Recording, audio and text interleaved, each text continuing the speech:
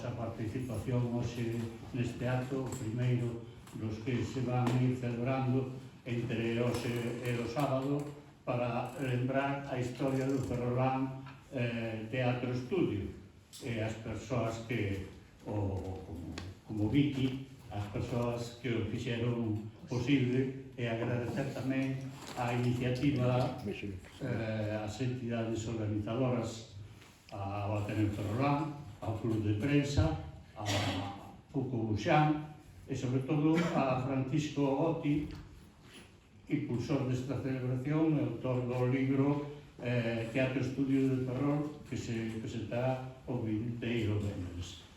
Como se vai falar continuamente todos estes días de teatro estudio, a maioría dos presentes coñecedes o que é solo Dúas Verbas, é dicir, que é un grupo de teatro impulsado polo director do Instituto Concepción Arenal, don Vitorino López, coa dirección de Alfredo Osset, é composto principalmente des alumnos dese instituto nos anos 60, hai nada menos que 60 anos, que naqueles tempos difíciles e oscuros pois foi quen de levar obras de teatro importante á escena, de autores de España, pero de autores tamén internacionais, de moito prestixio, polo que pasaron como 100 persoas e varios anos. José Antonio Pontefá, ao principio da mesa, que coñecedes todas e todos, é doutor en Filoloxía Románica e catedrático xubilado de Lingua e Literatura castelán no Instituto Concepción Arenal, é profesor da UNED, especialista en obra de Torrente Ballester, membro do Club de Prensa, foi director da revista do Club Ferrol Análise, articulista, autor de numerosas publicacións, ateneísta, persona vinculada ao teatro, tanto eu personalmente como os membros de Bartoleta Teatro. Estaremos sempre agradecidos a él, a Eva Ocampo, porque, bueno, nos levaron.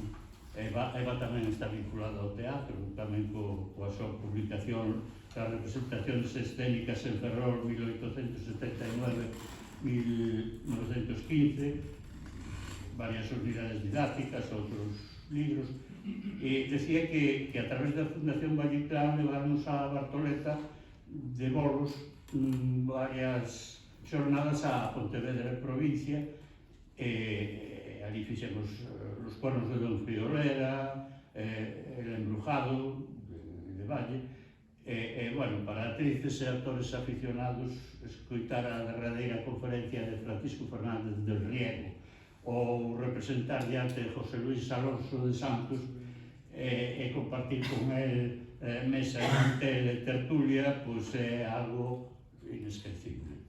Pero hoxe Pontefá acompáñanos en calidade de concelleiro de Cultura do Concello de Ferrol e imos de pedir que abra estas xornadas de teatro estudio e logo da súa intervención presentarei as compañeiras da mesa redonda e depois de que elas falarán faremos un coloquio tamén.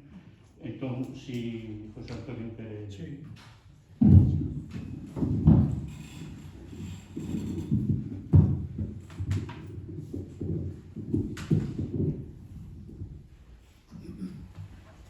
Boas tardes. Quero empezar agradecendo, como non pode ser de outra maneira, as palabras de Fernando Campo, recordando anos pasados que foi aquele viaxe por Pontevedra, acampados, o Grupo Bartoleta, unha experiencia para eles estupenda, para nós como organizadores, tanto ela como eu, tamén foi moi satisfactoria. Estou aquí encantado de estar en un acto teatral, en un acto literario, en un acto cultural. Estou, desde logo, moito mellor hoxe aquí que onte discutindo os presupostos do Ayuntamiento. Iso é máis agradable. A satisfacción deste momento de estar aquí entre xente do teatro, entre xente que ama a cultura, porque o personaxe que se dedica, que lle gusta o teatro, que sinte o teatro, de alguma maneira ten unha afición por todas as actividades ou por moitas das actividades culturales que rodean, que enchen o mundo da cultura. Normalmente son lectores, normalmente leen novela ou poesía, parte do teatro, normalmente pensan e discurren, son políticamente comprometidos de unha maneira ou de outra.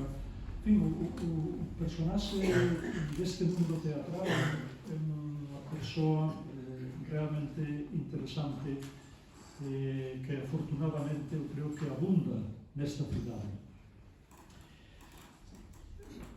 Este é un acto para min que ten moitas caras, que ten un prisma que se pode ver desde distintos, enfocar desde distintos ángulos.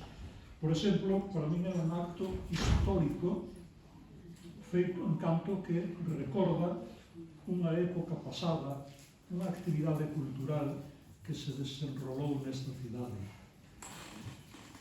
É tamén un acto emotivo, indudablemente, porque ven a recordarnos, a traernos á memoria unha serie de nomes de persoas, unhas que xa non están entre nós e outras que afortunadamente siguen aquí acompañándonos, pero que en todo caso é un recordatorio de xente que fixo moito pola cidade, de xente que deixaron todas un grato recordo na cidade.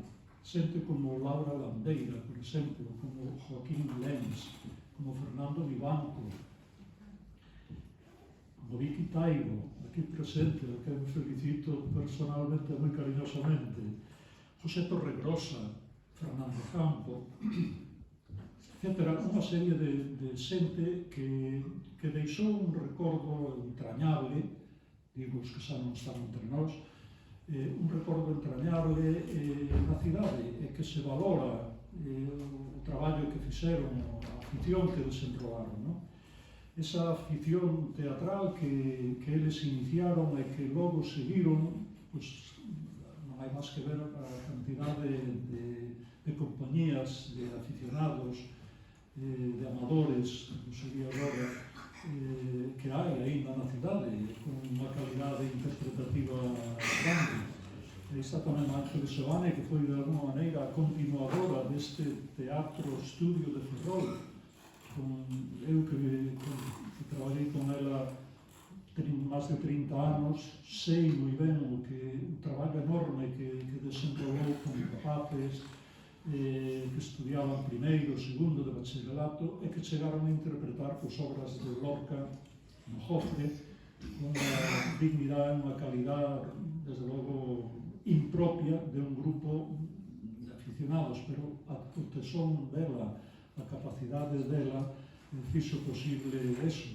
E que logo sigue agora mesmo tamén Belén Roca, que tamén o Instituto Concepción Arenal, que foi a fonte, a orixe de todo isto, do estudio, do Teatro Estudio de Ferrol, do teatro que dirixiu Ángeles e do teatro que sigue facendo, que sigue dirixindo agora Belén Roca.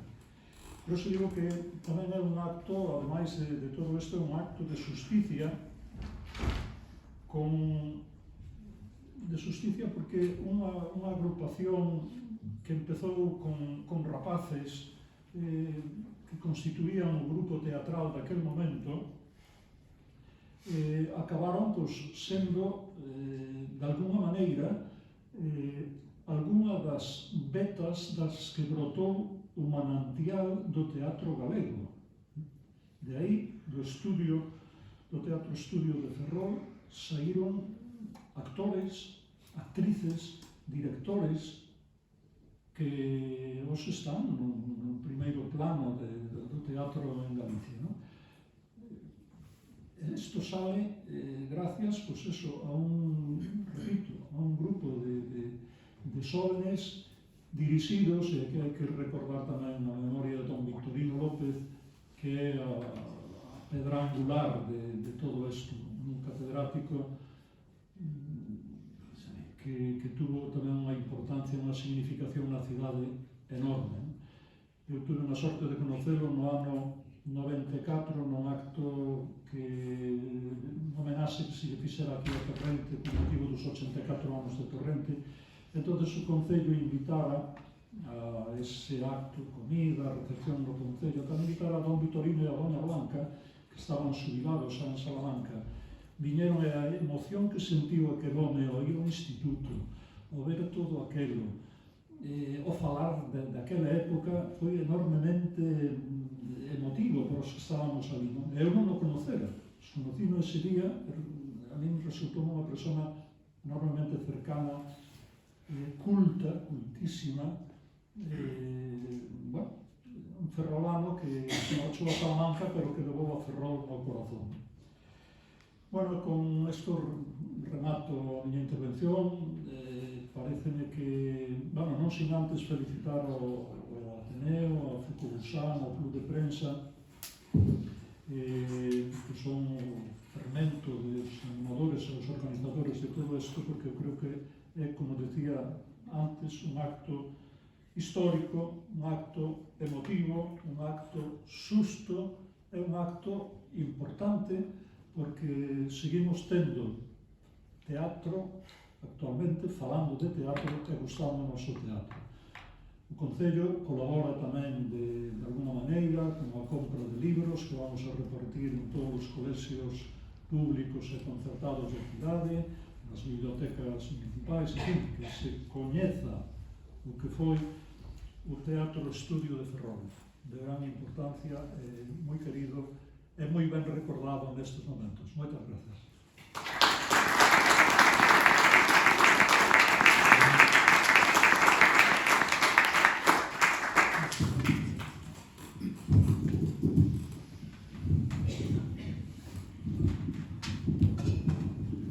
Permitídeme aclarar que eu non, desgraciadamente, non formei parte de Teatro Estudio. Pasa que saiu por aí unha nota de prensa, das notas de prensa, penso que, porque como Paco tuvo a atención de poñerme no libro como colaborador, pues debe dar por feito, iba cerca dos outros nomes, pero non sei por qué, tampouco estive moi presente na representación, vimos unha ou dúas, pouco máis. Eso que, bueno, os componentes de Teatro Estudio me quedaban bastante próximos, porque, por exemplo, Xenaro Arear era veciño meu do segundo andar, e íbamos xuntos para clase, volvíamos xuntos no instituto. Do meu curso era Fernando Bores, Vivanco, Xavier Alcalá, Xan Rubia, que tamén está por aquí, éramos do mesmo curso, e os outros pues, eran do curso anterior, do curso seguinte, o sea que éramos xente da mesma época. Don Vitorino era o meu profesor de literatura, o único profesor de literatura que tive, porque naquele bacharelato de elemental, pues, había un só curso de literatura, había 3 de política e 3 de religión, pero, bueno, cousas como que todavía non se inventara Alberti e algún máis non figuraban no programa naquela época. Los Lorinos era amiga do meu pai, estaban todos cerca. Bueno, os demás protagonistas, a moitos deles, nos coñecendo depois máis adiante. E sin máis preámbulos, vou ir ao que me encargaron que facera. Moitas gracias por pensar en mí para coordinar esta mesa redonda, que é presentar as participantes nesta mesa redonda que leva por título O teatro e o ensino, algunhas experiencias en Ferrol.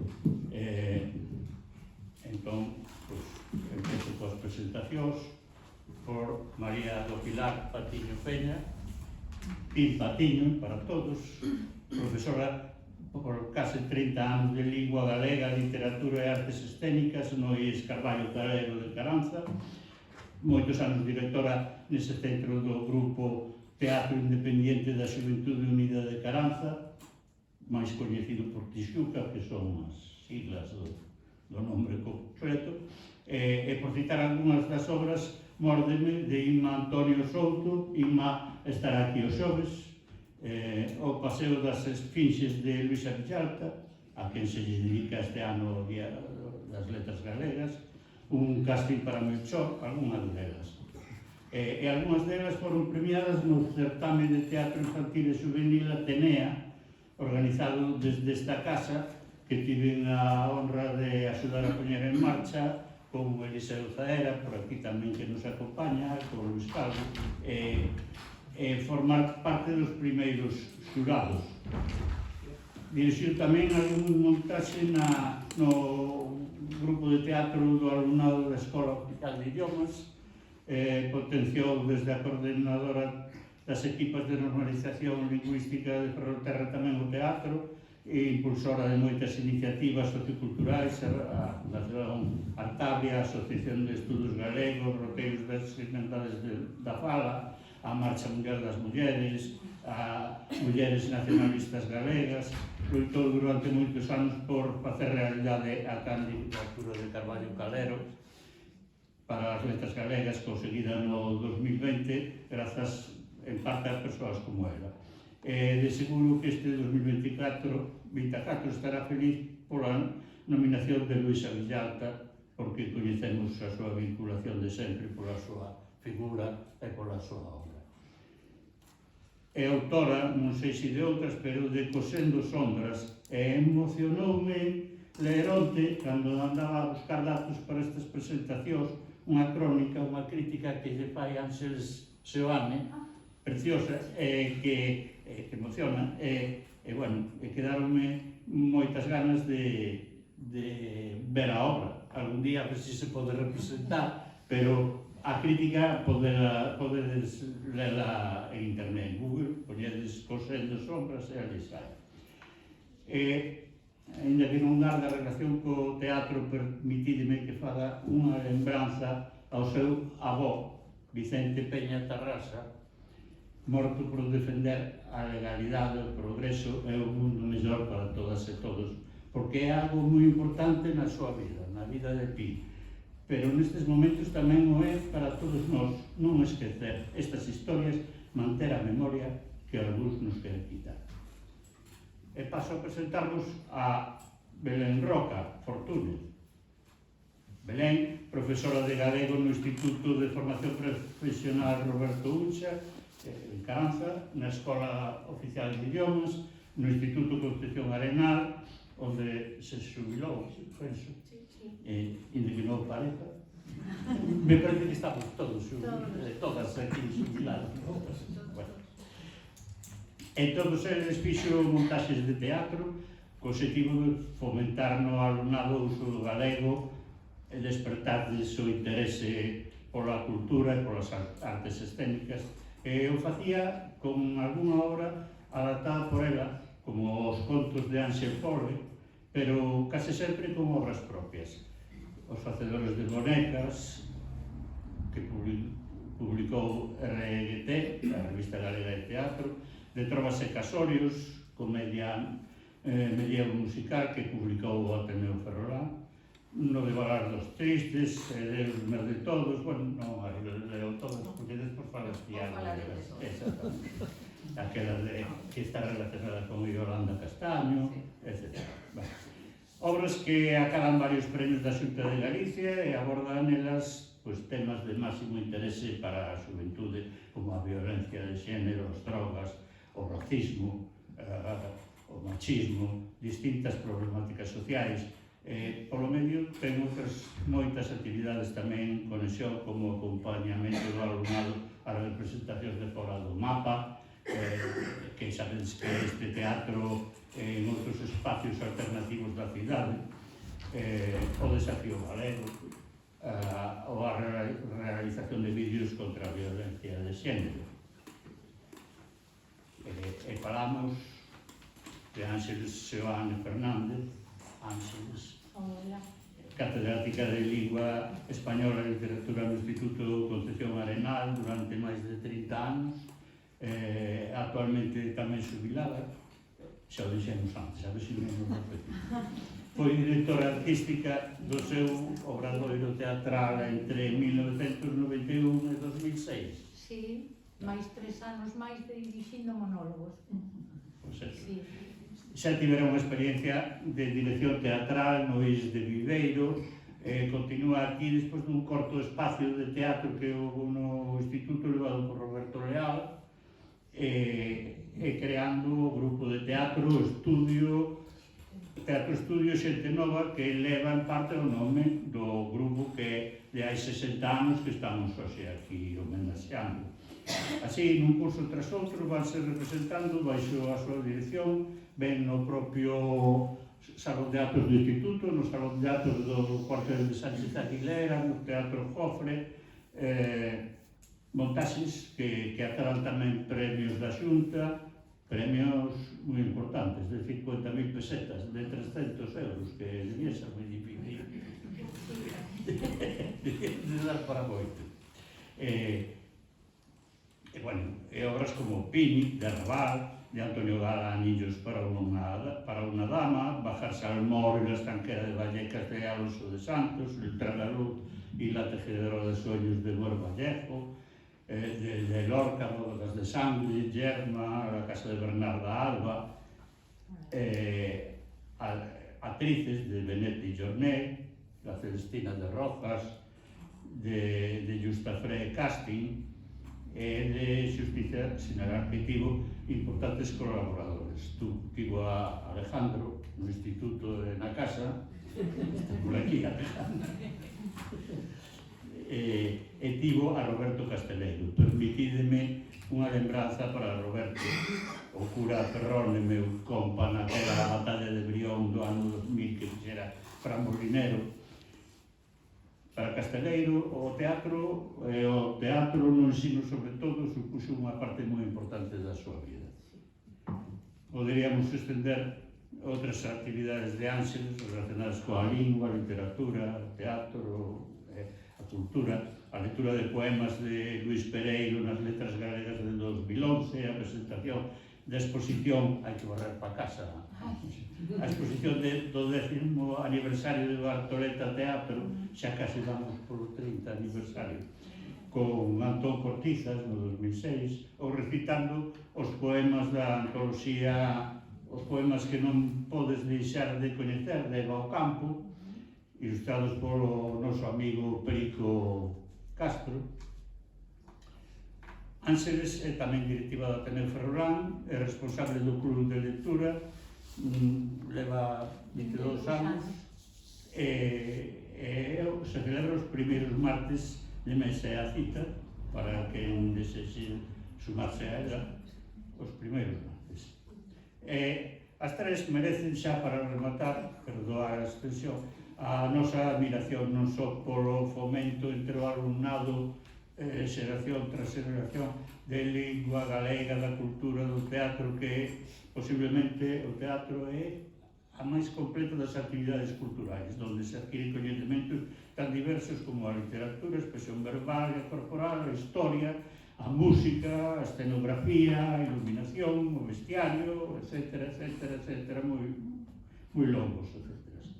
Pero, sobre todo, dotar a tanta xuventude dos valores éticos de solidariedade, de respeto mutuo, e axudarlles a desterrar medos, soedades, frustracións, baixa autoestima, pánico escénico, ese pánico que dura non é só no teatro, ni só no instituto, ás veces dura toda a vida. Mediante o teatro, pois acadar todo eso. Agradecer a Gonzalo que me facilitou algún dato, pasamos ao que é verdadeiramente interesante, que elas nos conten as súas experiencias. Empezamos por Pin, por exemplo.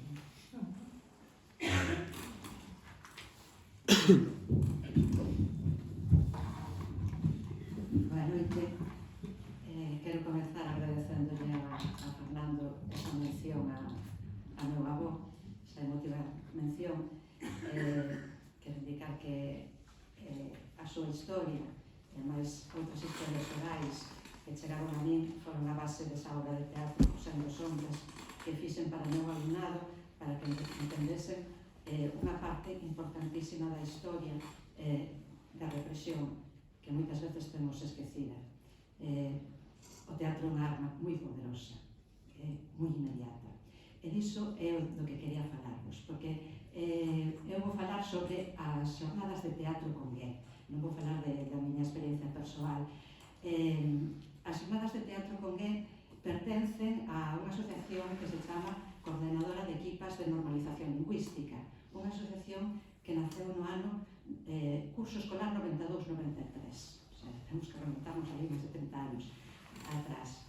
E, por suposto, é unha plataforma que naquele momento concebiuse como, digamos, como unha relación entre o profesorado de cara a lei de normalización lingüística, de discutir temas e de facer actividades en positivo cun alumnado que, sobre todo nesta cidade, un pouco menos na comarca, pero non tiña moito costume de expresarse en lingua galega.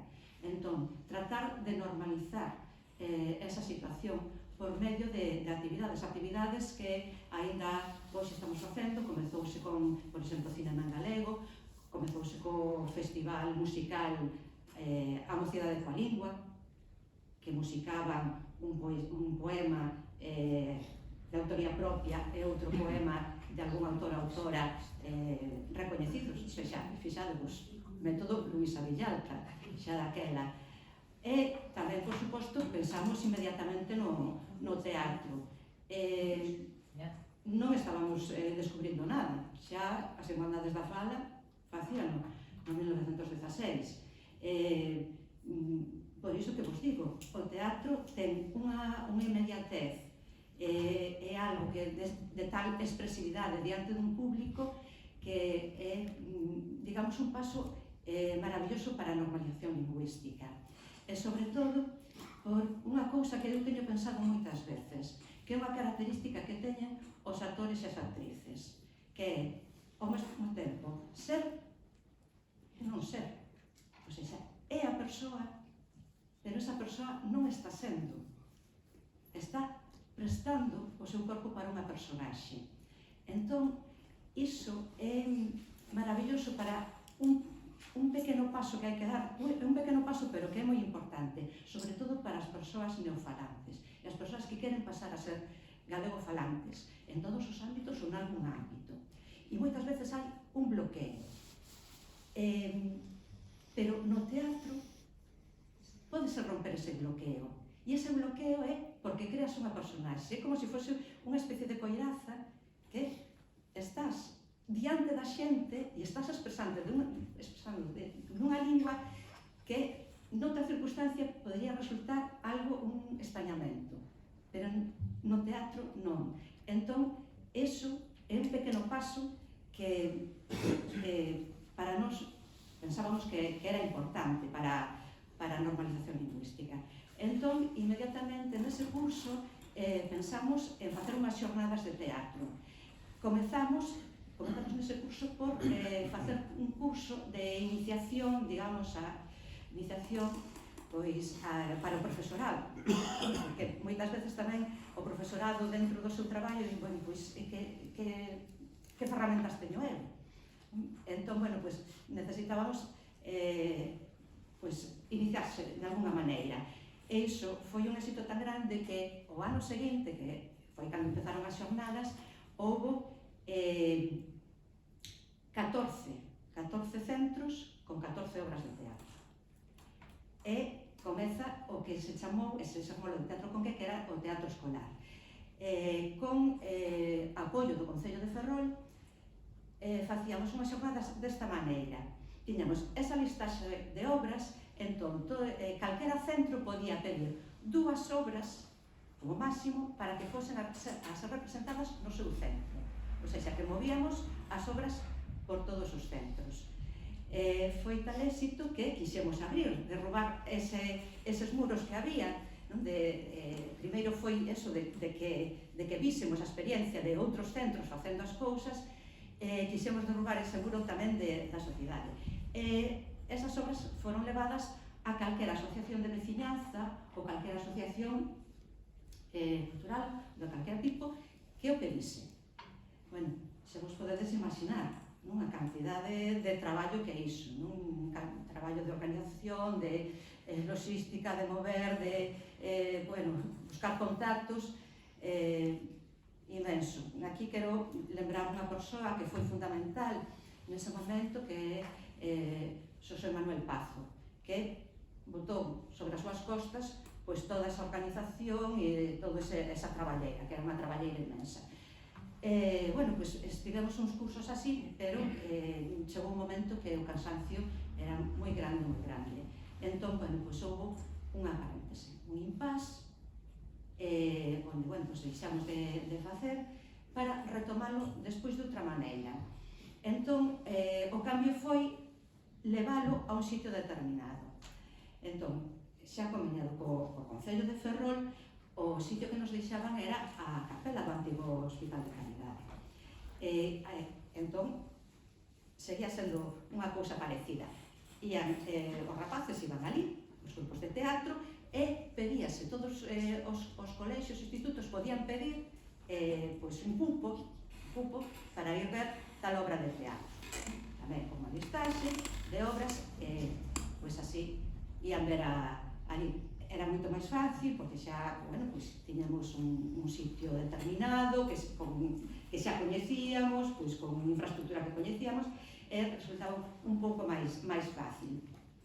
Un seguinte paso que foi nese Teatro Congué foi meter o teatro profesional. E foi unha cousa que pensamos porque, estaba moi ben, o teatro escolar moi ben, pero dentro de nosa tarefa de ensino, pois vemos que didácticamente collemos un libro de texto e sempre vemos algún texto dun autor recoñecido. Entón, pois por que non? É un modelo para inspirarse, para aprender, para rexeitar, para saber, eu quero ir por este camiño ou non me gustou nada isto, pero é un modelo. Entón, conseguimos meter o teatro profesional tamén con obras dedicadas a infantil, a primaria e a secundaria. Entón, estivemos tamén un tempo así, e o seguinte paso que para nós pareceunos maravilloso, foi conseguir facer o teatro escolar no mesmo sitio onde se facía o teatro profesional, ou seja, no Teatro Xofre. E non porque despreciemos ningún espazo, non porque pensemos que o teatro non é unha presencia que se pode facer en calquera lugar, é digno, senón porque temos un teatro maravilloso, un teatro onde hai esa historia, esa estética, esa sonoridade, e que os rapaces, conseguir que os rapaces vayan ao mesmo sitio onde se representaba o teatro profesional é unha experiencia increíble. Aseguro-vos que non esquezan na vida. Entran no Teatro Xofre coa boca aberta e rematan contándolle todo o mundo. Ademais, que nesas representacións pode ir, ademais temos un cupo para por suposto, familiares, amizades. Entón, iso é unha experiencia importantísima. E así seguimos, continuamos, até o curso 19-20, que aí, maravilla das maravillas, non? Letras galegas para Carballo Calero, para un instructor ferrolar. Sentímonos, completamente entusiasmados, querendo facer cousas. Fixemos un convenio con o grupo Jacafellos, que fixo unha obra de teatro, As pitas baixo a choiva, pero que non é exactamente a recreación dese conto, sino que é unha recreación de moitas historias de Carballo Calero, inclusive poemas, e ademais tamén musicado coa participación do coro de Sofía Casanova, e pois dedicado a primaria e infantil. Entón, claro, esa obra estrease o 23 de febreiro, pero aí quedou. Xa sabemos todo o mundo que pasou, non? Pandemia e todos os esforços que estábamos facendo para 2020, aí quedou. E iso foi algo tan terrible que estivemos non só ese curso, sino outros dos cursos que non puido haber teatro. Lembrades, despois, dentro das aulas eran grupos burbulla, separación por distancias, se facía teatro, eu seguín facendo, pero con grupos burbulla, que non se podían tocar en riba do escenario, que non podían sacar a máscara, o sea, foi algo penosísimo. E xa digo, estivemos 2 anos onde non se pudo facer o Teatro Congué, con un pouco de alumnado ali en Caranza, porque había moito máis espazo para separarse, en streaming, pouco triste.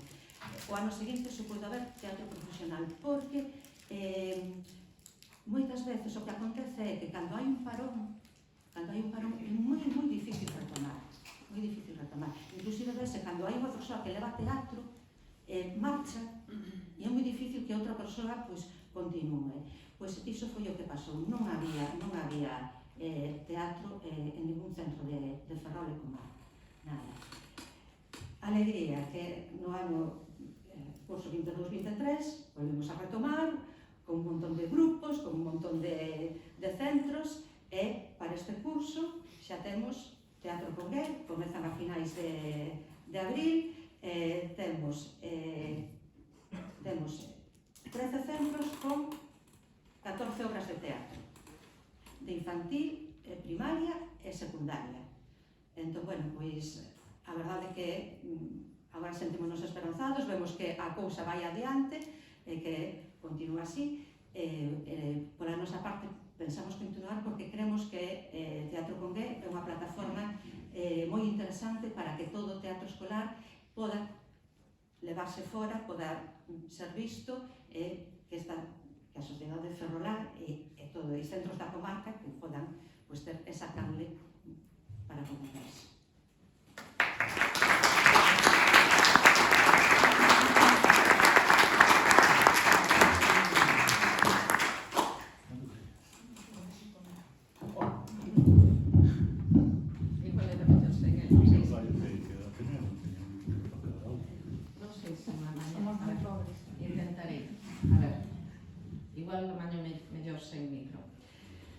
Ben, son Belén Roca, moitos non, xa me coñecedes, despois explico por que me coñecedes, algúns de vos. Entón, eu levei o grupo do, imos chamarle o Rodolfo Ucha, pero eu empecé co teatro cando era FP Caranza. Cando era FP Caranza ainda. Despois continuou, xa cambiou de nome, era IES Rodolfo Ucha, e despois foi CFI. Non, CFI non, non sei xa, as nomenclaturas. Despois diso, o profesorado de bacharelato fomos trasladados ao Concepción Arenal. Eu pasei por un tempo intermedio na Escola de Idiomas e despois pasei a Concepción Arenal, despois de 3 anos. Que pasa? Que eu, polo menos, preciso para crear un grupo de teatro un tempo para a creación como entendo eu o grupo de teatro. Como entendo eu non porque deba ser así, porque necesito que sexa así. Non sei facer teatro se non funciona como eu adapto a situación a obra teatral ou a concepción de grupo teatral. Entón, se entendemos o teatro como unha liturxia, todos os convocados a esa liturxia conformarán unha comunidade religiosa. Entón, eu, para crear un grupo de teatro, preciso, non o sabía, cando creei non o sabía, pero necesito unha comunidade, imos chamarlle religiosa, ao redor. Entón, eu vou ir explicando como máis ou menos como foi a creación do grupo, como se foi desenvolvendo. Hai unha primeira etapa, hai como 3 etapas. O concepto sempre é o mesmo. O concepto de grupo de teatro, como se foi conformando, sempre é o mesmo. Eu levei iso ao Concepción Arenal. Entón, foise creando a poucos. A Concepción estaría formado por 5 anos, en principio, que dado que era un instituto de FP, tiña un grupo de teatro, puiden conformar un grupo de teatro de continuidade. Entón, eses 5 anos tiven prácticamente o mesmo grupo de xente. Que iso é moi importante. Faz un teatro diferente a cando pasa a seguinte etapa, que pasamos a ser un grupo, a ser un instituto de bacharelato nada máis. Entón, nós tiñamos solamente os alumnos en primeiro e segundo de bacharelato, 2 anos. Preparábamos unha obra un ano e o ano seguinte xa se nos marchaban prácticamente porque estaban en segundo de bacharelato e sabedes que teñen a selectividade, é moi complicado, etc. Entón, falta esa continuidade. Despois, o último ano, o sea, a última fase, serían os anos de Concepción Arenal. Que eu o que fixen foi trasladar o modelo que tiña de creación de grupo que viña de atrás. Entón, para empezar, vou explicar como xorde un pouco o que é a idea. Xorde a idea de facer... Eu nunca fixen teatro, nin participei, sempre gostei do teatro moitísimo, pero nunca fixen nada. Entón, xorde a idea no 97, cando lle dedican as letras galegas a Ángel Fole. Entón, como un achegamento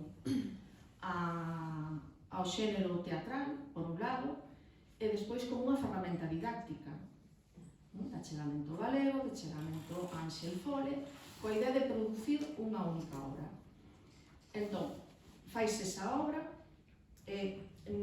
vou ir explicando nas obras as diferencias, vou vos dar diferentes datos. Un dos datos que vos vou dar, parece que non, pero para min é moi relevante, que é o número de actores ou de participantes nesa obra de teatro. Na nosa concepción, na do grupo de teatro, non se facía ningún tipo de selección, nunca. De aí a necesidade que tiven un pouco de escribir eu as obras. Había unha convocatoria nun momento do curso, había 10 actores, unha obra para 10 personaxes. Había 15, unha obra para 15 personaxes.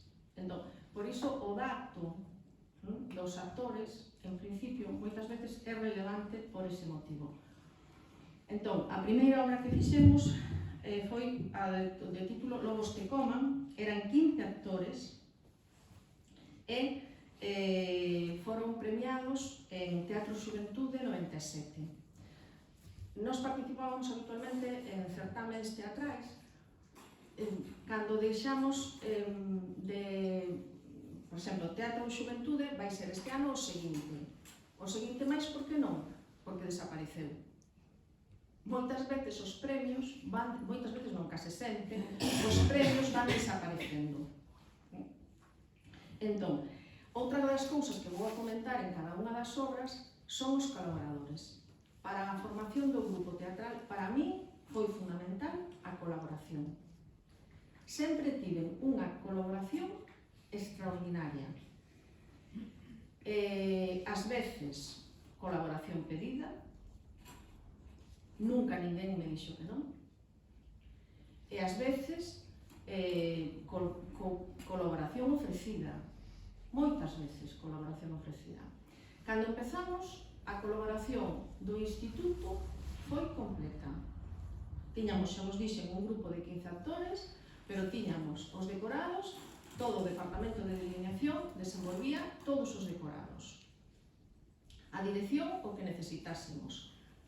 A roupa que necesitamos para esa obra, e durante varios anos máis, que necesitamos roupa determinada, foi prestada por donas e galáns. Sempre tivemos, nunca tiven problema en pedir, e nunca me dixeron que non. Ben, eso foi a primeira obra, Lobos de Coma.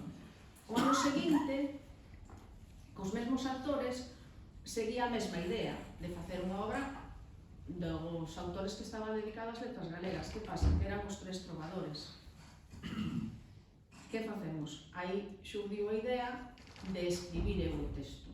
Collemos unha base histórica, máis ou menos e tal, e desenvolvimos unha historia de enredo na que aparecían os tres con algunhas inconsistencias históricas claras, os tres trovadores. Foi premiada con Teatro Xuventude do 98 e a raíz diso o Ateneo Ferrolán ofreceunos a súa publicación e publicou a obra e actuamos no Torrente Ballester, na capela, antes a capela, actuamos ali para o Ateneo e para tal. Ben, con esa obra tamén fomos á Mostra Ensino. A Mostra Ensino, falaba antes con Pin, ela non se lembraba, era unha actividade que había antes que os institutos levábamos, eu lembro, na Feira de Mostras.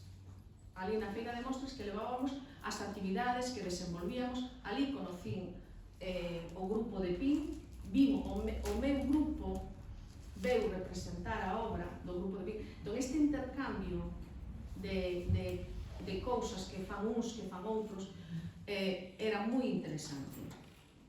Ben, o ano seguinte, as letras galegas non lembro a quen estaban dedicadas, pero xa cambiamos de rumbo. Xa tiñamos un grupo base bastante consistente. Eran os mesmos, xa era o terceiro ano que traballaban máis ou menos o mesmo alumnado. Que pasa? Bueno, os mesmos actores. Que pasa? Que eses actores, na intervención e tal, a mí xa me pedían determinadas cousas e me daban pé a escribir papéis, ás veces un pouco para cada un deles, máis ou menos tal. E aí foi onde fixemos os facedores de bonecas. Os facedores de bonecas tiñan 14 actores, bueno, de Trovas e Casorios, esquecime, eran 15 actores e 4 músicos, dos que un deles era Marcos, o fillo de Lolete, que é un luthier, un tocador de gaita excepcional. Ben, os facedores de bonecas eran 14 actores. O cartaz, por eso vos digo que había miles de colaboradores, o cartaz, esa persona era grande, o cadro está no instituto, pedinllo a Leandro Lamas, que fora ese alumno do instituto, e fixo isto. Un cadro precioso, está no instituto, e foi o que fixo o cartaz para desenvolver. Esta obra, sen nos saber nada, levoulla Gonzalo Rodríguez, levoulla a Revista Galega de Teatro e tiveron en consideración publicala. Entón, Os Facedores de Bonecas foi publicada na Revista Galega de Teatro. Vale. E a mí xa me interesaba con estes alumnos que se rodaran moi incautamente, era moi atrevida eu. Fui falar con Luciano, dixenlle que tiña un grupo de teatro, que facían obras, e que estaba tal, onde podían actuar.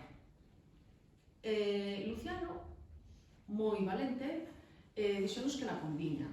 E la fomos para a Pombiña e actuamos ali, porque a mí interesábame que eses actores que tamén se relacionasen co exterior, non solamente no mesmo ámbito escolar e todo iso. Ben, e o ano seguinte chega no de Valar dos Tristes. Era o ano das letras galegas dedicado a Murguía, e esta obra está basada, Os Tristes era como les chamaba Rosalía, a todos os galeguistas da época e tal. Entón, reproduce iso, o que é os momentos máis importantes na trayectoria de Murguía. Nesta obra eran 11 actores, os mesmos, e un coro de 25 alumnos. Un coro de 25. Que pasa? Que esta obra foi premiada no Teatro Xuventude 2000. E aquí, parte do premio, era un premio económico, dotado económicamente, e aparte había non sei cantas actuacións por toda Galicia que se pagaban moi ben. Que pasa? É moi complicado mover decorados, mover tal... Os decorados de todos estes anos foron feitos polo Departamento de Delineación durante todos estes anos. Era moi complicado mover todo, montalo nun sitio, montalo noutro, pero aínda así actuamos no Torrente, actuamos en Sober, en Ribadeo, en diferentes sitios. Os cartos viñéronnos moi ben, marchamos todo o grupo a Italia, a Roma.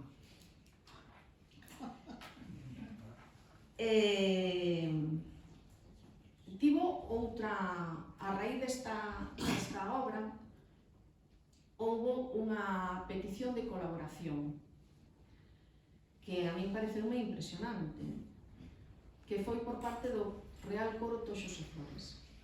O Real Coro Toxos e Flores cumprían 75 anos da súa primeira representación e actuación teatral no Cofre.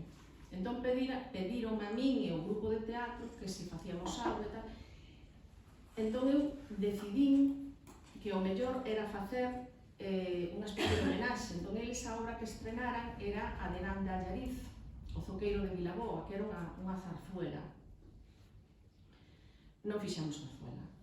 Fixemos unha reinterpretación desa obra, dúas máis de Charlón e Hermida, e conformamos unha representación teatral na que participaban 11 actores, en escena todo o coro do Real Coro Toxos e Flores,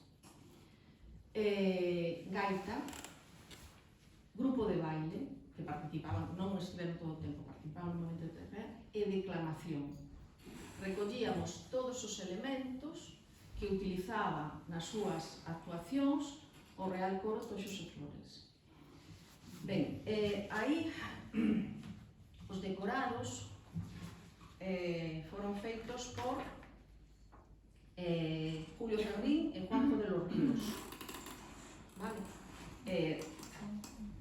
Que eran participantes dentro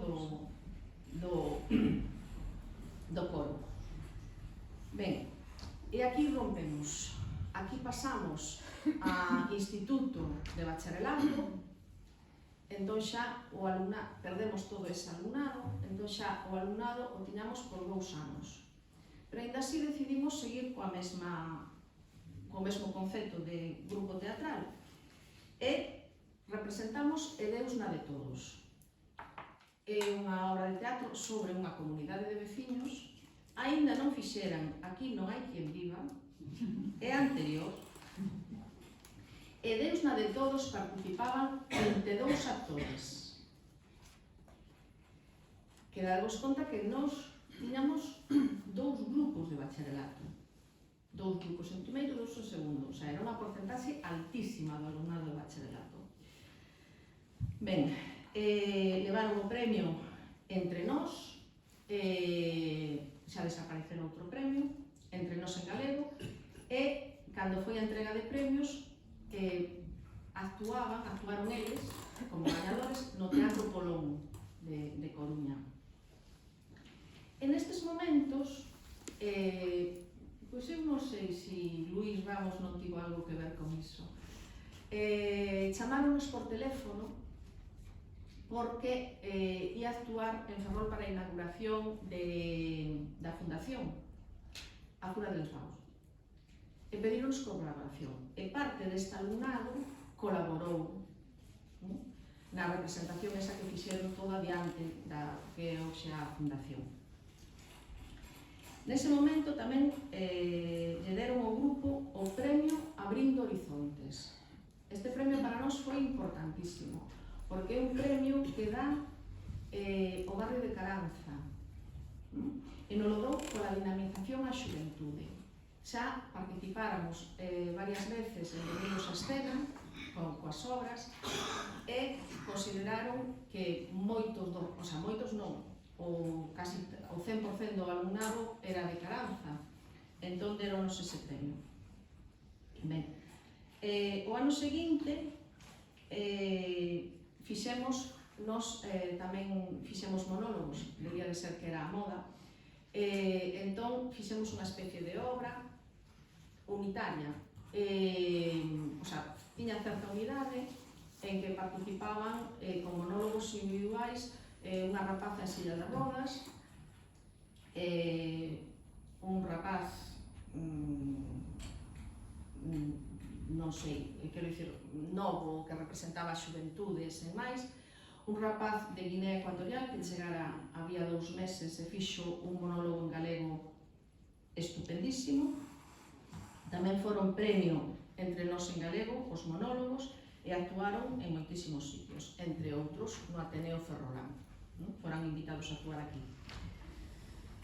A continuación temos Noitebrega, que son 16 actores. E aquí foi un dos retos máis importantes que tivemos. Quedamos, para a nosa sorpresa, finalistas no Galicia Crea. O Galicia Crea é un premio autonómico para grupos teatrais non profesionais. Pero realmente, como está dotado económicamente moi ben, van moitísimos grupos semiprofesionais. A condición é que menos, non sei que porcentaxe mínima, teña menos de 25 anos, entón competíamos, para nós foi, porque era competir noutra liga, ser finalistas xa foi tal. Entón fomos finalistas no Galicia Crea 2006 e tivemos actuación co xurado, ao ser finalistas. O xurado vai deber actuar no Centro Cívico de Arteixo. E participamos no Torrente en Teatro Conde, con esta obra. O ano seguinte fixemos, e xa non hai evento, esta era unha obra para nenos pequenos. Os meus alumnos de bacharelato pareceunos interesante que fixeran a raíz de Teatro Conde, que fixeran unha obra dedicada ao alumnado, era unha especie de conto, de historia fantástica, e dentro do Teatro Conde, en vez de desplazarnos nós, viñan os rapaces, e fixeron varias actuacións no instituto para rapaces. Unha maravilla, ver todo o instituto, todo o auditorio cheo de nenos pequerrechos. E aquí eran 10 actores e todo o ciclo superior de Tafaz. Todo o ciclo superior de Tafaz que interactuaba con tal. Despois fixemos unha colaboración co Concello de Canido, co Colexio de Primaria, a raíz desta obra.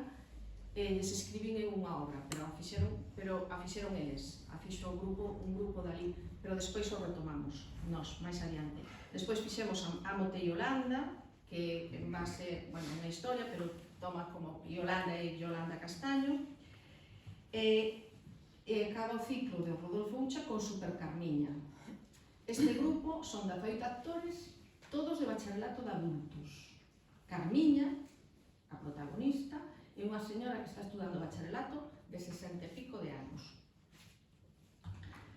Ben, entón queda un impás na Escola de Idiomas, non me dá tempo a organizar nada, é moito máis complicado co tipo de clases que se dan e todo iso, e chega o masculino. O masculino paso algún ano sen facer nada, porque eu para empezar a traballar necesito coñecer a xente. Entón, así que empecé a coñecer para atreverme a pedir, fundamentalmente. Entón, fixemos os facedores de bonecas outra vez. Aquí participaron 14 actores e colaborou o Departamento de Artes, todo o alumnado de segundo bacharelato de Artes fixo os decorados, uns decorados preciosos, coa dirección de Kiko e Ángel Marino. E aquí unha das cousas que nos fixo máis ilusión, sen lugar a dúbidas, foi actuar no Jofre. Levamos a obra ao Jofre e actuar ali é unha liturxia. É unha liturxia. E quedaron finalistas no Galicia Crea, outra vez, no 2016.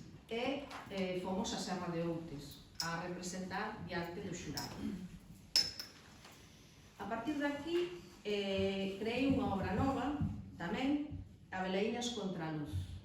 Abelaiñas contra a luz, que pasa no Concepción Arenal? É moitísimo alumnado, moitísimo alumnado. Entón, por exemplo, Abelaiñas contra a luz foi unha obra, despois de autoseleccionarse eles, porque igual ao principio eran case 50, despois empezamos a facer actividades, xa non veñen, tal, non sei que, quedou unha obra de teatro con 24 actores. E íamos a actuar no Jofre, estábamos moi ilusionados. Tiñamos cita para o 5 de abril. E o 14 de marzo sabemos todos o que pasou. Despois, á volta do confinamento, fixeron 1000 primaveras máis, e sí que se pode facer teatro no COVID. Raro, pero sí que se pode facer. Que fixemos? Eran 25 actores, gravamos as voces en off, e eles con máscara facían playback. Foi unha experiencia diferente, foi moi divertido, estivo moi ben. E o último ano que traballei, tiven que facer 2 grupos. Apuntouse moitísima xente, pero había moita diferencia de idade. Entón, ao final quedaron un grupo de 15 alumnos, para o grupo que se chamaba dos pequenos, e outro de 16 para o dos maiores. Con o de 15 alumnos, fixemos Noitébreга, coa colaboración de 3 grupos de primeiro da ESO que fixeron todos os decorados, e escribín unha obra que trataba de recoller, xa fixen a Abelaiñas, estas conversas que tiñan entre eles cando era vimos facer un ensaio, actuación libre, tal, non sei que, eu quedaba escoitando e recollía moitas das cousas. Entón, o título desta obra é Quen non debe enamorarse agora? Collemos a obra de Castelao e nos formulamos iso.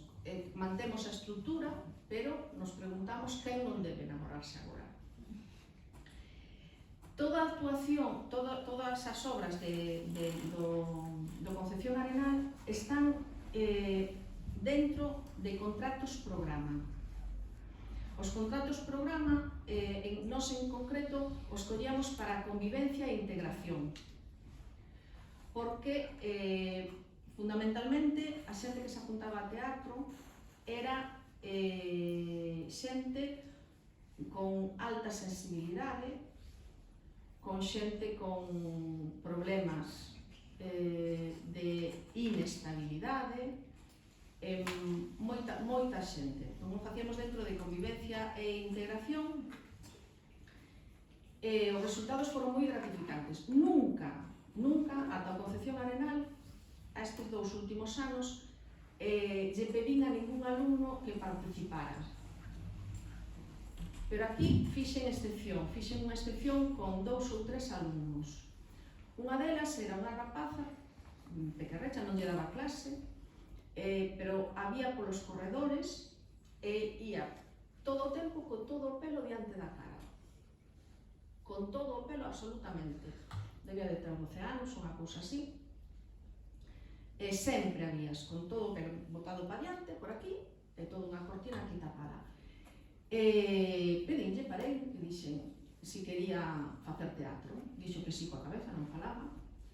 Conseguimos que actuara, que separara o pelo da cara, actuou na de 1000 primaveras, coa máscara e facendo playback. Pero actuou, fixo a representación.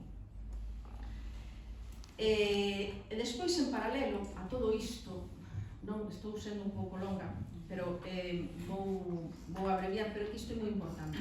En paralelo a todo isto, tanto no Rodolfo Ucha como no Concepción Arenal, conseguín algo, non é mérito meu en absoluto, sino un mérito de que me permitiu iso, que en paralelo a todo, que a asistencia de grupos escolares a teatro en horario común, os sábados, os venres de noite, e ian. Grupos de 30 alumnos, grupos de... Que pasa? As entradas, que é unha das principais dificultades, as entradas pagabas en principio o Instituto Rodolfo Ucha. Despois conseguimos que Dinamización Lingüística nos permitise como factura as entradas engrampadas. E cando fomos ao masculino, o Concelleiro de Cultura, a última hora, o venres ou o sábado pola mañá, entradas que non se venderan, nos permitía acceder a ver gratuitamente. Entón, fomos tamén moitísimos, aquí xa era cantidade universal, pero fomos a ver a Esjoglars, a colaboración do Concello tamén foi moi importante.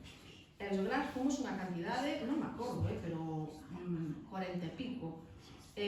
Casa de Monecas, Haller, Petrobras, Centro Dramático moitísimas veces.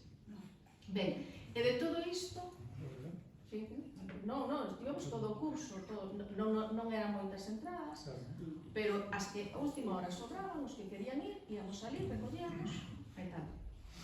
Ben, que pouso quedou de todo isto? De todos estes anos e tal, quedou, que eu saiba, Cristina Mariño, que era unha grande actriz e se dedica profesionalmente, e está pelexando aí, tal, e xa crea os seus propios espectáculos, xa escribe os seus propios textos. Tamén teño a Alfonso Rodríguez. El di que o teatro foi moi importante para conseguir tal. Foi premio, non sei en que ano, premio mundial de elaboración de gin tonic. El dixo que o teatro que fixo para el foi fundamental, que o utilizou moitísimo e que lle valeu moito. E despois o pouso fundamental é o fundamental, importantísimo, cada vez que vou ao teatro, a Narón, o Jofre, encontrar exalumnos entre o público. Esa xente que algunha vez foi ao teatro, que participou no grupo, que tal, encontros aí. Iso é importantísimo. Nada máis, xa falei demasiado.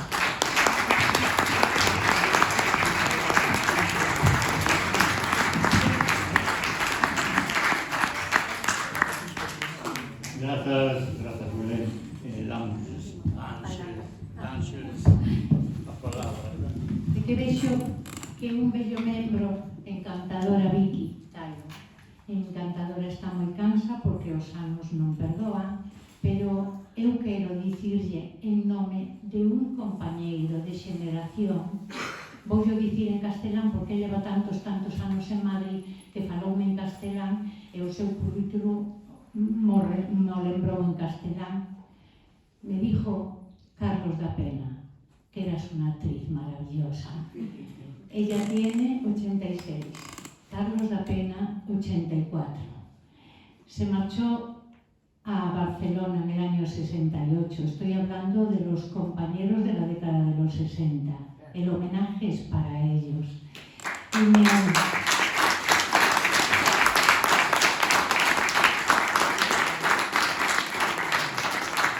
ha dicho que tanto tú como tu hermano teníais una voz prodigiosa. Él llegó a Barcelona siendo dependiente o trabajaba en un banco y al mismo tiempo lo contrató la compañía de Adolfo Marsillac para representar Charles, que luego la dictadura prohibió. Aún hoy no nos explicamos cómo el reparto, es decir, las obras elegidas por el viejo Teatro Estudio, como todos bien sabéis, en el libro, si me buscáis la página, en aquel momento representar a Brecht, representar a Nuit, al propio Casona, que pertenecía a la generación del 27, era un verdadero desafío, ¿verdad? El régimen, yo supongo que no tenían inspectores ni censores muy inteligentes, por eso colaba, como coló toda la vida, siendo un condenado a muerte, las obras de Buero Vallejo. Pero me dijo, no todos, me dijo también que él se llevó con él el gusanillo del Teatro Estudio, estuvo vinculado todo el tiempo al teatro que se hacía en Barcelona y luego Madrid, trabajó en la compañía de Narros, hizo un montón de estudios. Uno, creó antes de su propia compañía, trabajó con Osuna, trabajó en la compañía de Piqué Hija, trabajó en la compañía de Tamayo, creó su propia compañía, se dedicó exclusivamente al clásico, representando a Calderón, y llevó el nombre del Teatro Estudio por todo Canadá, todo Estados Unidos y toda Argentina. Entonces, el Teatro Estudio ha dado gente de un tamaño inconmensurable. Quiero que sepáis que ella es la única que tenemos aquí porque el resto de sus compañeros o están muy mayores o desafortunadamente ya no están, como nuestro querido Fernando Bores, que se nos fue. Bernardo hubiese podido estar aquí y no está. Amadalito se murió. Tantos y tantos. Necha Díaz, otra gran actriz, la madre de Irene Montero, nos ha facilitado unas fotografías preciosas de los años 60 que me imagino yo que Oti y todos los seguidores del Teatro Estudio lo agradecerán mucho. Gracias, Vicky.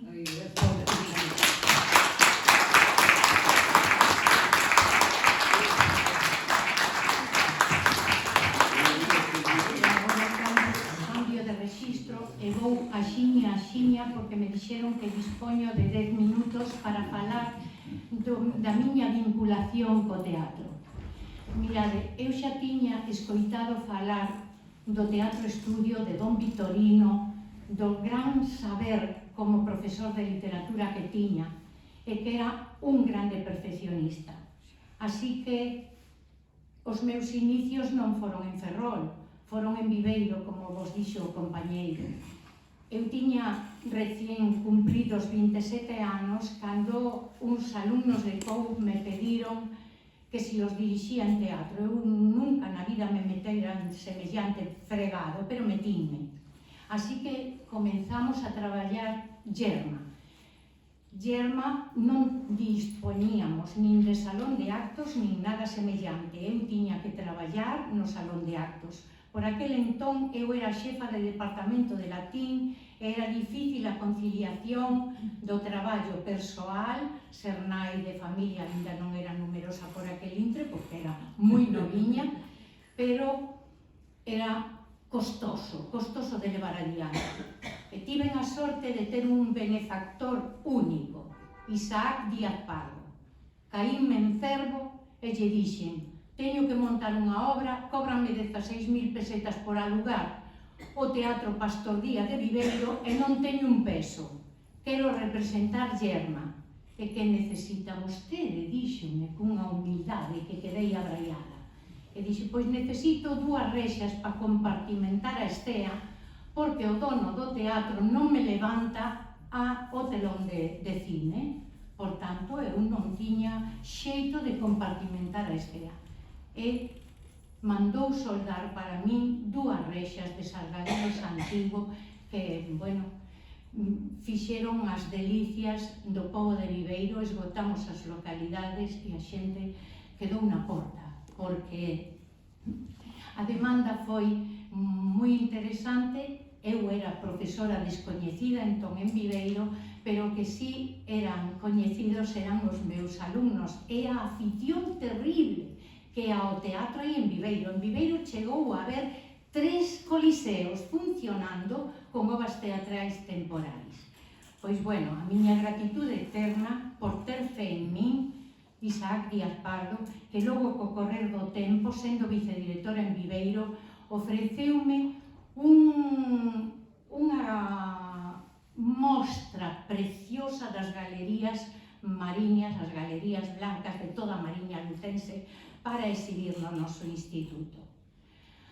O segundo agradecimento e o xormolo de que eu chegase a dirección escénica foi o propio pobo de Viveiro, que con motivo dun congreso eucarístico veume buscar a casa e díxome se lles podía axudar cunha montaxe. E pensei cos meus alumnos de terceiro facer un auto sacramental de Gómez Manrique do século XV. O escenario non podía ser millor. Prestáronme a Igrexa Gótica de San Francisco e os armadores, un grupo de armadores de Celeiro, montáronme unha tarima no cruceiro con iluminación. Eu non tiña un peso, nen sabía como podía preparar un auto sacramental en menos de 20 días. Recurrín ás monxas de clausura rigurosa de Valdeflores para que me prestasen os hábitos. Unha das monxas, sobriña dunha xefa de estudios daqui do femenino, de Elena Jorge, compuxeron unha música. Tiña xente trocando instrumentos de corda na sacristía de San Francisco. Toda a orden cerceira prestoume os hábitos imprescindibles para esa montaxe. Tiñamos dende os cravos, a coroa de Cristo, é dicir, todos os elementos fantásticos de varios séculos e os deixaron na nosa man. Así que eu non teño máis que agradecimento para aquela xente que sen coñecerme de nada puxo fe en meu labor.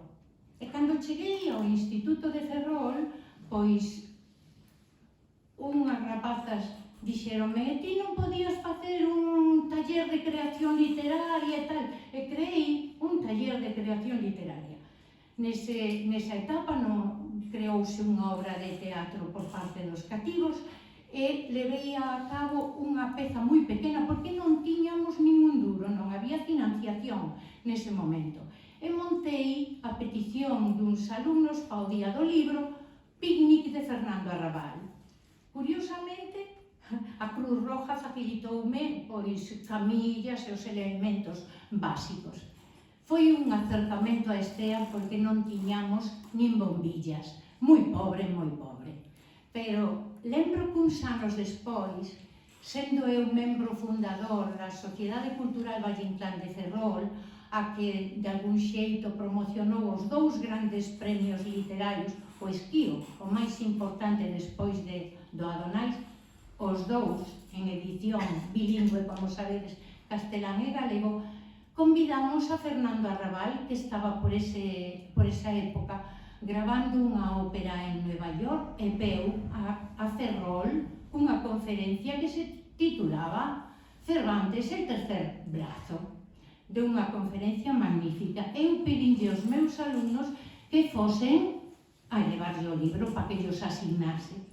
Pois o fundador do Teatro Pánico máis importante que hai na vanguarda do teatro europeo, Fernando Arrabal, emocionouse e dixo: pero como é posible que catichos deste tempo, eu xa levo de xubilada, xa hai anos diso, e como é posible que lean aínda unha obriña que eu escribín no ano 58.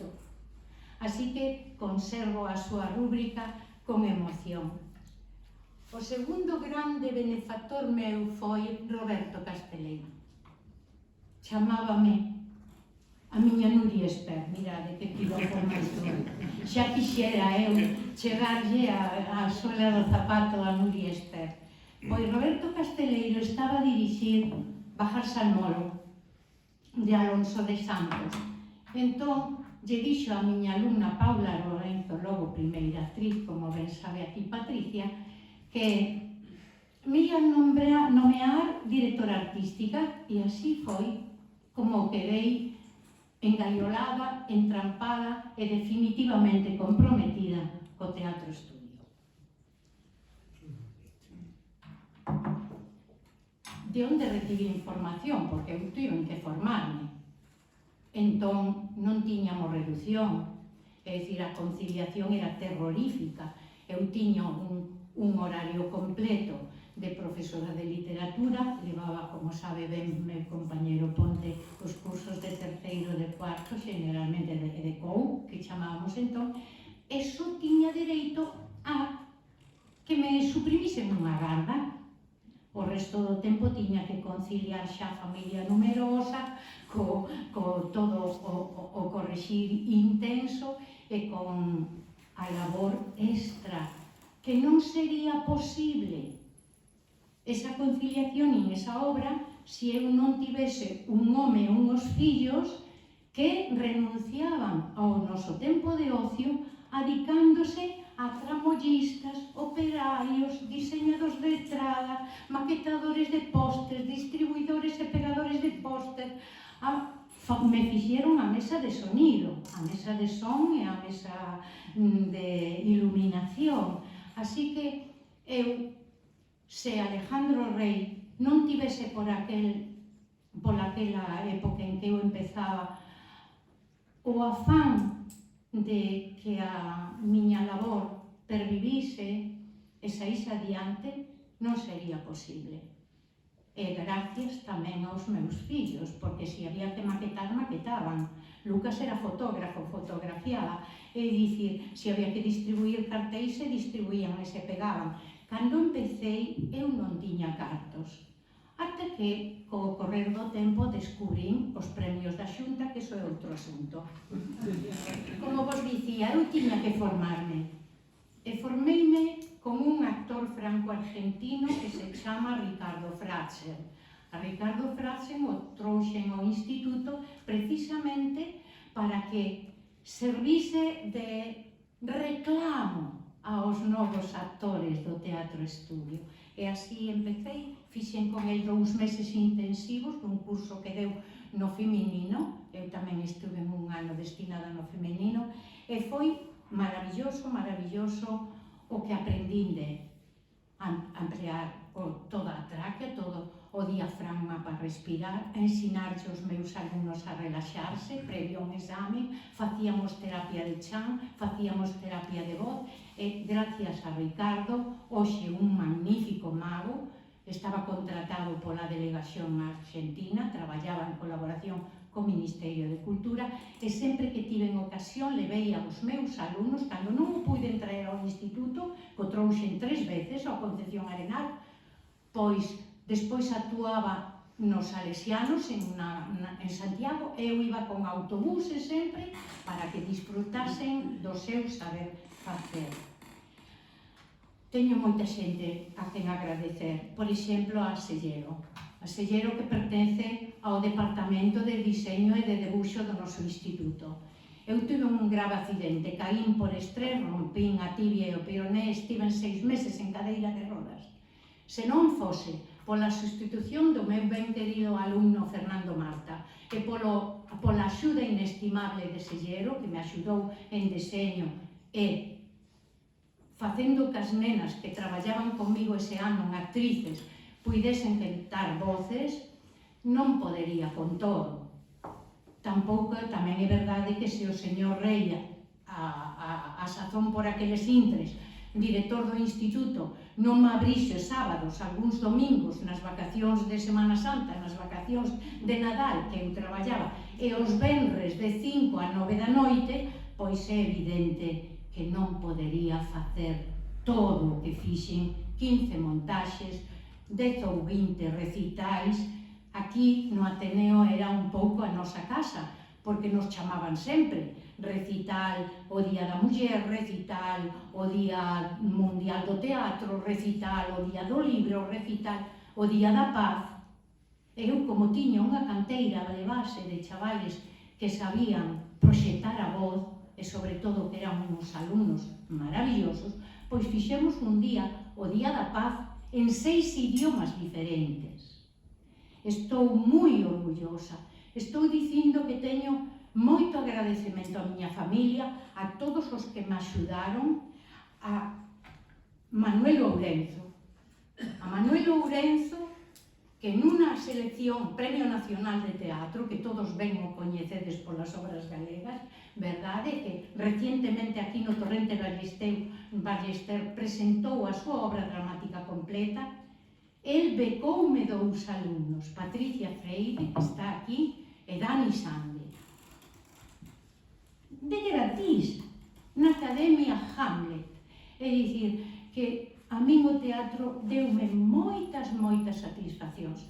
No Concepción Arenal cabíame no patio de butacas somente 207 persoas. Metíase cadeiras ao redor, os metía arriba, pero era un risco grande. Así que houve moitas obras que traballei que non podíamos ensaialas completas, porque non me cabían os actores. Que vos vou dicir de Bodas de Sangre?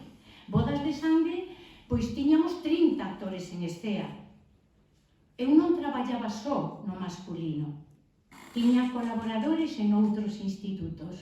Por exemplo, a cantaora era do Montojo. Os percusionistas e os músicos eran do feminino. As auxiliares de escena eran do Tirso. Sempre fixen un traballo de coordinación. Sempre.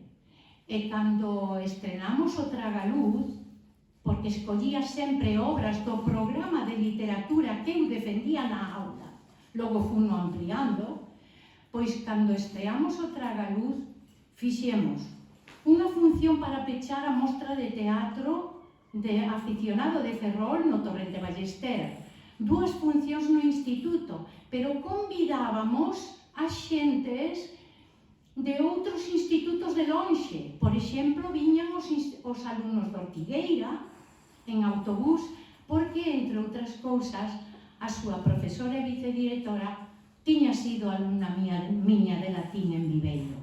Entón, por suposto, tamén viñan as alumnas da Compañía de María, porque Paula Nogueira tiña sido compañeira miña de estudos. Entón, sempre que podía, os institutos da comarca ou os colexios da comarca viñan e participaban do auditorio das nosas obras.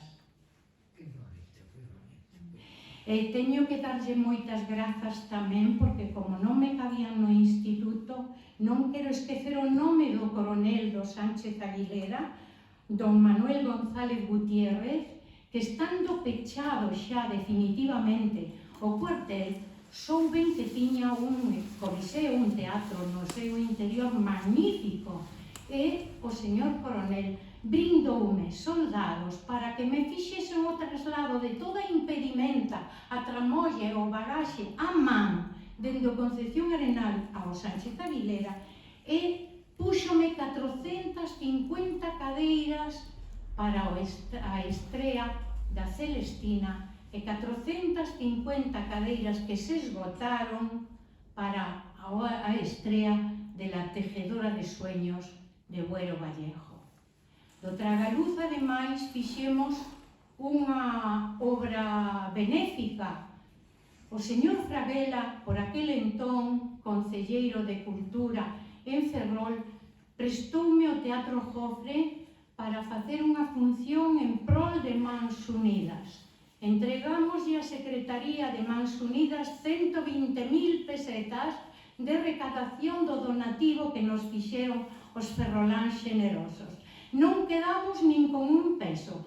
É verdade que un membro regaloulle aos meus actores unha camiseta e a mí un preciosísimo ramo de flores, que nos chegaba, por entón, nos chegaba. Que máis vos ia dicir? Teño máis agradecimentos. A Fernando Marta, porque me sustituí cando o accidente. Era un actor maravilloso, o primeiro actor de Bajar Salmoro, e despois adicouse moito ao teatro, hoxe é docente. Tiven tamén un mecenazgo moi importante. A Sociedade Cultural Valle Inclán axudoume na montaxe de 2 obras lorquianas, por iso de que Julia Uceda Valiente era de Sevilla e por iso de que Fernando Bores era moi amigo meu. Así que non tiña cartos, pero mos prestaron. Despois, teño que agradecer ao meu centro, que aínda que tardei moito tempo en ter unha asignación, digamos, digna, pero si é verdade que me facilitou a través dos seus obradoiros, cando eu estaba a facer estas obras, no Concepción Arenal había obradoiro de xardinería, vídeo, periodismo, revista, e fotografía e diseño. Por tanto, a través de esos obradoiros, eu tiven ocasión de utilizar complementos para a Estea moi interesantes. E todo o mobiliario, porque o Concepción Arenal non en balde xa pasado o centenario ou está a piques de selo, e ten dende material litúrxico impresionante. Empreguei pa Celestina, por exemplo, unha capa pluvial que ten propiedade do centro valorada en máis d'1 millón das antigas pesetas. É dicir, que o centro prestoume material importante e mobiliario que se non fose polos operarios da familia non sei quen os ia mover. Que máis os ia dicir? Eu non poido rematar sin decir que sin mecenarlo, sen xente importante que pon CEN1, o director escénico non é ninguén se non ten actores. Eu todos os anos tiña que partir de cero, porque cada ano os alumnos que tiña de couse me ían. Entón, había que volver a formar voces, había que empezar de cero, así un ano tras outro. Lía todo o verán obras e obras sen saber con cantos actores me ia a topar ao empezar o curso. Así que moitas veces empezábamos a traballar unha obra por causa de baixas, non tiñamos suplentes, cantidade de veces tiñamos que cambiar sobre o curso. E non digo xa dos accidentes. Houbo obras ensayadas un año, un curso académico inteiro, que non viron a luz en Ferrol. Poño por caso a Yerma de Ferrol. A Yerma en Viveiro saiu, pero aquí non. Por qué? Porque Juan, o primeiro actor, pois caeu enfermo, non tiñamos suplentes, e Yerma en Ferrol quedou sin estrear. Pero tamén me pasou con Bernarda Alba en Viveiro. Eu parín o terceiro fillo, máis tiña outro de 4 aniños, máis tiña outro de 8, e acabei agotadiña, non podía máis, non fun quen de estreala en Viveiro, pero frutificou en Ferrol, e con grande éxito. E que máis vos ia dicir? Sin os actores, o director escénico non é nada.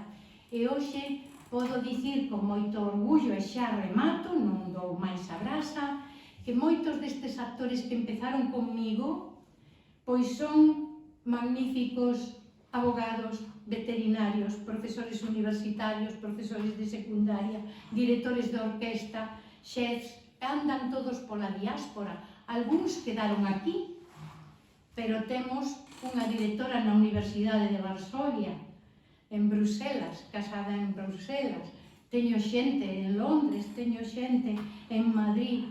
Así que, igual que aquel xermolo de pequeno teatro estudio dos anos 60, pois espallouse polo mundo porque non deixamos de ser emigrantes en todas partes, os novos rapaces de teatro estudio xente nova tamén andan polo mundo levando o nome do Concepción Arenal. Gracias.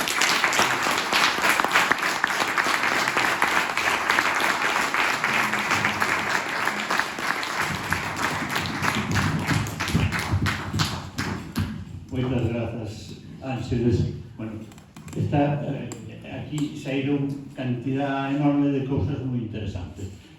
E hai unha que é a valoración que todo o mundo fai do Teatro Joven, que toma nota o concelleiro, porque é un dos mellores premios, non só por rapaces dos institutos, é que os aficionados cando imos ao Cofre é algo maravilloso. Tamén hoxe saíu na prensa unha noticia para mí interesantísima, que é a posibilidade mellor dun museo da cidade. Sí. Conseguir en Ferrol, despois de tantos anos sin un museo da cidade, xa justifica toda a labor dunha consellería de cultura. E agora, pois, que quera facer algunha preguntiña, algunha cousa, pois encantados. Bueno, yo diría una cosa, a mí me quedo hablando, no conozco a todo el mundo, pero sí a Ángeles Joane. Entonces, le quiero dar las gracias por todo lo que hizo en Teatro Concepción Arenal, y aquí mi hija que trabaja Sí, la quiere hasta el infinito y como ella, todos los alumnos que pasaron, como ahora el resto, también los querrán sus alumnos. bueno, todo o mundo sabe que teatro é catarse. O teatro é terapéutico, é curativo. Así que eu souben dende o primeiro momento que ao teatro viña moita xente con necesidade de afianzar a súa personalidade. Patricia foi miña primeira actriz, sacou unhas castañas do lume cando me enfermou a que ia protagonizar Bernarda Alba. Ela xa non formaba parte do instituto, xa estaba fora, e cando me enfermou a rapaza por unha crise de ansiedade terrible, lle dixen: Patri, te necesito. En unha semana preparou unha Bernarda Alba que Julia Uceda e todo o equipo que formaba o teatro, o grupo da Sociedade Cultural Valle Inclán, do Premio Esquío, quedaron abraiados. A vida dá moitos paus. Hoxe padece unha enfermidade mental, pero Patricia foi becada por Manuel Lourenzo como unha das millores actrices de Galiza. Ela chegou a dirixir o grupo de Teatro Amistade en Santa Mariña. Eu participei ali tamén en mesas redondas. Así que tenme que querer, porque eu a quero infinita. E moitas grazas.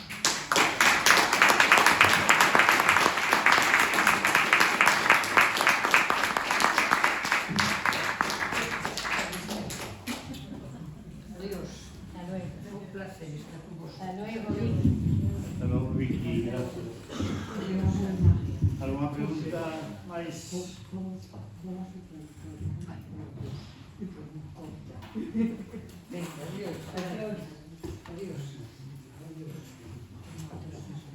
Os digo mentras, bueno, o mércores, mañá mércores, hai teatro estudio, prensa e crítica. Estará Xulia Díaz, Rafael Bermúi, Ricardo Sandoval e Francisco Oti.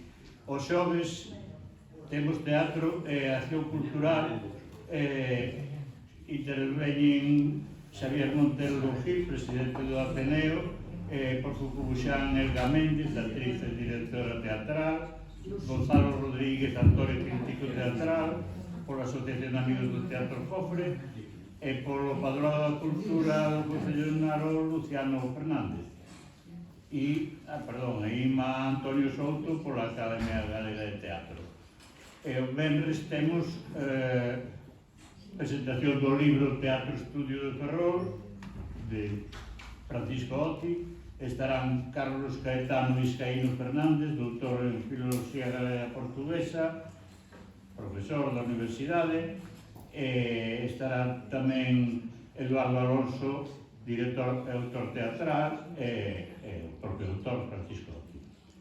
E o sábado, que é pola mañá, ás 12 da mañá, actuación musical e homenaxe ao Teatro Estudio con unha proxección da película As Muletas, escrita e dirixida por Eduardo Alonso, rodada en Ferrol, coa participación de moitos daqueles actores de Teatro Estudio.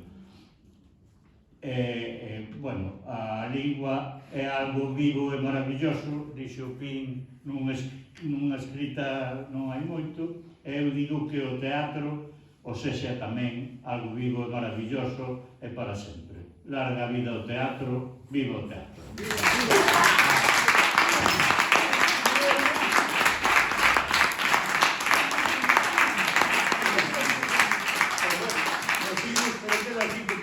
Se hai algunha pregunta, algunha intervención, alguén que quere decir algo?